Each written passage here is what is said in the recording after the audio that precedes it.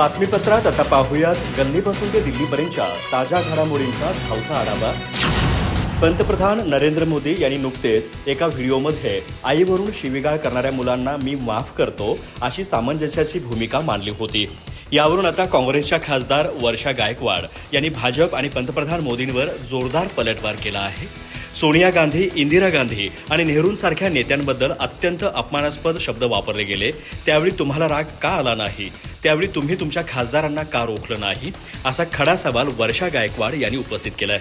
लोकशाहीर अण्णाभाऊ साठे यांच्या जयंतीनिमित्त मुंबईत माध्यमांशी संवाद साधताना त्यांनी मोदी सरकारवर टीकेची झोड उठवली आहे। पंतप्रधानांच्या माफीच्या व्हिडिओवर प्रतिक्रिया देताना त्या म्हणाल्या, पंतप्रधान मोदींच्या आईवरून कोणी काहीही बोललं असेल तर ते नक्कीच चुकीचं आहे, कारण प्रत्येक आईचा सन्मान झालाच पाहिजे। पण इंदिरा गांधी आणि सोनिया गांधी याही कोणाच्या तरी आई आहेत ना। पंडित जवाहरलाल नेहरू कोणाचे तरी वडील होते।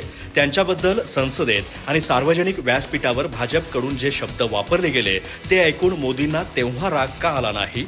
राहुल गांधींना तुम्ही पप्पू म्हणता, गांधी परिवाराबद्दल चुकीचे शब्द वापरता आणि ते सर्व खपवून घेता, पण आता तरुण पिढी तुमच्या धोरणांविरोधात मत मांडत आहे, तेव्हा तुम्हाला राग येतो। भाजपमध्ये आणि मोदींमध्ये दुसऱ्यांचं ऐकून घेण्याची ताकदच नाही। स्वतःची मन की बात सांगण्यापेक्षा लोकांच्या मनातील गोष्टीही ऐकायला शिका। केंद्रीय गृहमंत्री अमित शहा यांच्या पुणे दौऱ्यावरूनही त्यांनी भाजपला घेरलंय। पुण्यात अमित शहांना चाणक्य आणि लोहपुरुष म्हटलं जातं। ज्या व्यक्तीवर एकेकाळी अनेक केसेस होत्या त्यांची तुलना तुम्ही थेट सरदार वल्लभभाई पटेलांसारख्या खऱ्या लोहपुरुषाशी कशी करू शकता? हा त्यांचा अपमान आहे। संसदेत उत्तर देण्याची ज्यांची हिंमत नाही त्यांचा उदो करणं थांबवा। अमित शहांच्या दौऱ्याला विरोध करणाऱ्या काँग्रेस कार्यकर्त्यांना पोलिसांनी उचललं आहे।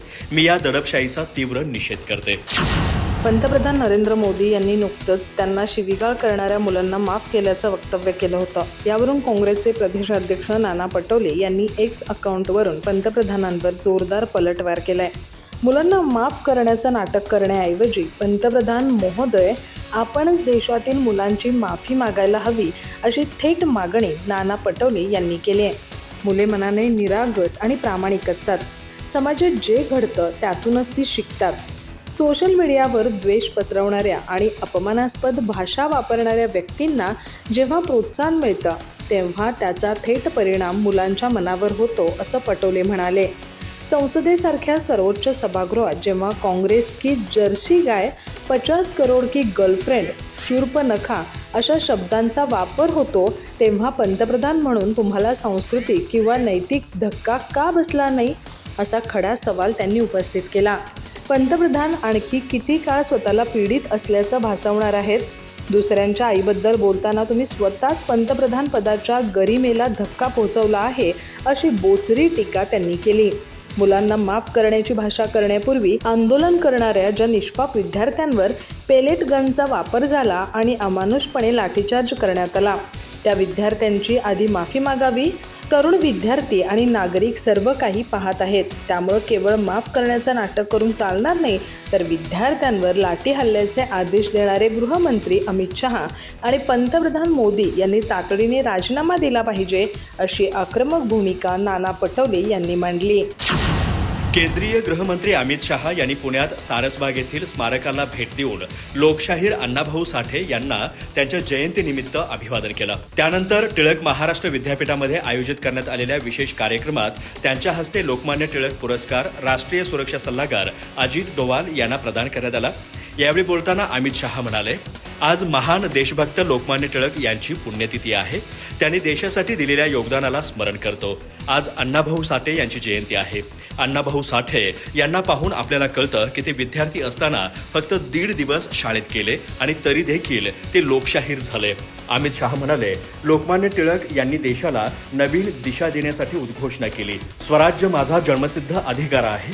जेव्हा त्यांनी हे वाक्य बोललं असेल तो क्षण कसा असेल याचा केवळ मी विचार करू शकतो। टिळक महाराजांनी जनतेला जोडण्याचं काम केलं। त्यांनी आंदोलनात एका नवीन प्रकारच्या राष्ट्रवादाला जन्म दिला, सांस्कृतिक राष्ट्रवाद। त्यांनी गणेशोत्सव आणि शिवजयंती सुरू केली। हा देश जेव्हा स्वतंत्र होईल तेव्हा याच मार्गाने पुढे जाईल हे त्यांनी तेव्हा ठरवलं होतं आणि आज तेच सुरू आहे। मला लोकमान्य टिळकांचा गीता रहस्य हा ग्रंथ गुजरातीत मिळाला। माझे तरुणांना आवाहन आहे, तुम्ही टिळकांची गीता वाचा। तुमच्या आयुष्यात तुम्ही कधीच चूक करणार नाही, मी गॅरंटी देतो. हा ग्रंथ भगवद्गीतेचे व्यावहारिक स्वरूप आहे. सामान्य माणूस भगवद्गीता कशी जगू शकतो त्याचं व्यावहारिक स्वरूप त्यात आहे, असा सल्ला अमित शाह यांनी तरुणांना दिला आहे.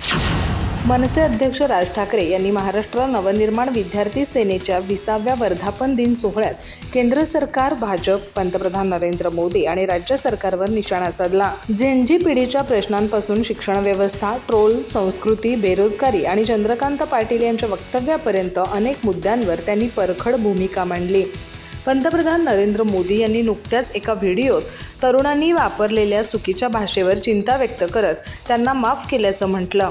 यावर बोलताना राज ठाकरे म्हणाले की कुणाबद्दलही खालच्या थराची भाषा वापरणं चुकीचंच आहे, मान्य आहे, पण याची सुरुवात गेल्या 12 वर्षात भाजपच्याच ट्रोल आर्मीने केली. नेहरू, इंदिरा गांधींपासून ते आमच्यापर्यंत सर्वांना ट्रोल करण्यासाठी प्रत्येक राज्यात ही लोकं बसवली आहेत. पंतप्रधानांना माझं सांगणं आहे की दुसऱ्यांनाही आया असतात, त्यामुळं तुमच्या पक्षातील लोकांनाही मर्यादा पाळायला सांगा. तुम्ही मुलांना माफ केलं, पण जंतर मंतरवर विद्यार्थ्यांची डोकी फोडण्याचे आदेश देणारे कधी माफी मागणार, असा सवाल राज ठाकरे यांनी उपस्थित केला. राज ठाकरे म्हणाले, रस्त्यावर उतरलेले विद्यार्थी केवळ नीट पेपर फुटीमुळे संतापलेले नाहीत, तर ते केवळ एक निमित्त आहे. या रौद्र रूपामागे आजूबाजूला साचलेले निराशाजनक वातावरण कारणीभूत आहे.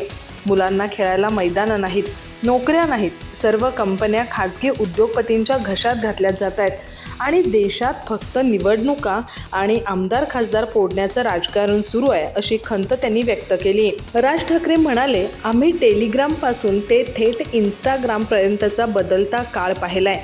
झेनझी म्हणजे केवळ मुंबई पुण्यात राहून इंग्रजी बोलणारी मुले नव्हेत, तर ही 1997 नंतर जन्मलेली पिढी महाराष्ट्राच्या ग्रामीण भागातही आहे. जुन्या कल्पना सोडून त्यांच्या अपेक्षा समजून घेण्याची आज नितांत गरज आहे. स्वराज्य हा माझा जन्मसिद्ध हक्क आहे आणि तो मी मिळवणारच, अशी गर्जना लोकमान्य टिळकांनी केली होती. जर ते आज हयात असते तर त्यांनी भारताला सशक्त आणि विकसित बनवणं हे माझं कर्तव्य आहे आणि मी ते करूनच राहीन, असा नवा नारा दिला असता, असं प्रतिपादन भारताचे राष्ट्रीय सुरक्षा सल्लागार अजित डोभाल यांनी केलं. पुण्यात लोकमान्य टिळकांच्या 106व्या पुण्यतिथीनिमित्त आयोजित कार्यक्रमात केंद्रीय गृहमंत्री अमित शाह यांच्या हस्ते अजित डोभाल यांना प्रतिष्ठेचा लोकमान्य टिळक राष्ट्रीय पुरस्कार प्रदान करण्यात आला. यावेळी मुख्यमंत्री देवेंद्र फडणवीस, उपमुख्यमंत्री एकनाथ शिंदे, उपमुख्यमंत्री सुनेत्रा पवार आणि इतर मान्यवर उपस्थित होते. या पुरस्काराला उत्तर देताना डोभाल यांनी देशहित, लोकमान्य टिळकांचे विचार आणि आपल्या बालपणीच्या पुण्याच्या आठवणींना उजाळा दिला. लोकमान्य टिळकांच्या योगदानाला उजाळा देताना डोभाल म्हणाले, ज्या काळात ब्रिटिशांविरुद्ध आवाज उठवण्याची कोणाचीही हिंमत नव्हती, तेव्हा टिळकांनी देशाला लढण्याचं आणि जिंकण्याचं धाडस दिलं. त्यांनी तरुणांमध्ये नवी चेतना निर्माण केली. पुण्यात प्लेगची साथ आली असताना त्यांच्या 21 वर्षीय मुलाचे विश्वनाथचे निधन झालं, तरीही त्यांनी पुणे सोडलं नाही आणि ते लोकांची सेवा करत राहिले. पुण्याची भूमी ही छत्रपती शिवाजी महाराजांसारख्या शूरवीरांची आणि गोपाळकृष्ण गोखले, आगरकर यांच्यासारख्या विचारवंतांची आहे. टिळकांच्या व्यक्तिमत्वात शौर्य, समाज सुधारणा आणि तत्वज्ञान, गीता रहस्य यांचा अद्भुत त्रिवेणी संगम पाहायला मिळतो. दिल्ली पोलिसांचे डीसीपी सुमित झा यांच्या राजीनाम्याचा दावा करणारा AI जनरेटेड बनावट व्हिडिओ सोशल मीडियावर शेअर करणं काँग्रेसचे ज्येष्ठ नेते भाई जगताप यांना चांगलंच भोवलंय. जनतेची दिशाभूल केल्याच्या आरोपावरून त्यांच्या विरोधात महाराष्ट्र सायबर पोलिसांनी गुन्हा दाखल केला असून यावरून राजकीय वातावरण चांगलंच तापलंय. भाजपचे सोशल मीडिया सहसंयोजक निखिल भांबरे यांनी दिलेल्या तक्रारीनंतर महाराष्ट्र सायबर पोलिसांनी ही धडक कारवाई केली आहे. महाराष्ट्र सायबरच्या नोडल सायबर पोलीस ठाण्यात भाई जगताप यांच्यावर FIR नोंदवण्यात आला आहे. हा गुन्हा भारतीय न्याय संहिता कलम 353 तसंच माहिती तंत्रज्ञान अधिनियमातील संबंधित कठोर तरतुदींनुसार दाखल करण्यात आला आहे. @भाई जगताप 1 या अधिकृत X हँडलवरून दिल्ली पोलिसांच्या वरिष्ठ अधिकाऱ्याचा भास निर्माण करणारा एक खोटा व्हिडिओ प्रसारित करण्यात आला.